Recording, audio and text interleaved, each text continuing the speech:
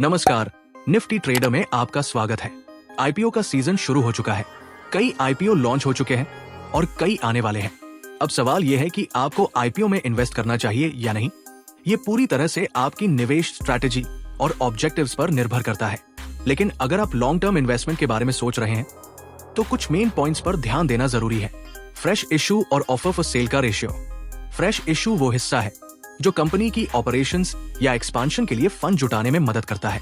दूसरी ओर offer for sale का मतलब है कि मौजूदा निवेशक जैसे प्रमोटर्स या प्राइवेट इक्विटी होल्डर्स अपनी हिस्सेदारी बेच रहे हैं। अगर किसी आईपीओ में ओएफएस का हिस्सा फ्रेश इशू से ज्यादा है तो ये चिंता का विषय हो सकता है।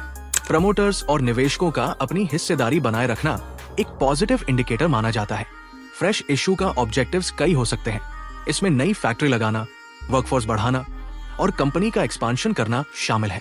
अगर कंपनी इस फंड्स का यूज कर्ज चुकाने के लिए कर रही है तो इसका डेट टू इक्विटी रेशियो और इंटरेस्ट कवरेज रेशियो अच्छा होना चाहिए। वहीं यदि फंड का उपयोग वर्किंग कैपिटल की जरूरतों को पूरा करने में किया जा रहा है तो कंपनी के कैश फ्लोज की स्थिति को समझना बेहद जरूरी है। इसके अलावा अगर फ्रेश इशू का ऑब्जेक्टिव्स अदर कंपनियों का एक्विजिशन करना है तो ये कंपनी की ग्रोथ के लिए एक पॉजिटिव इंडिकेटर हो सकता है। अगर आप केवल लिस्टिंग गेन के लिए अप्लाई कर रहे हैं तो ग्रे मार्केट प्रीमियम देख सकते हैं।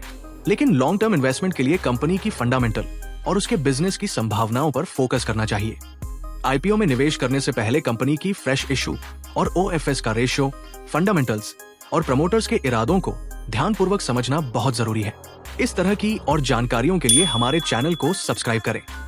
अगर आपको यह वीडियो मददगार लगा हो तो इसे लाइक और शेयर करना न भूलें। धन्यवाद। मिलते हैं अगले वीडियो में।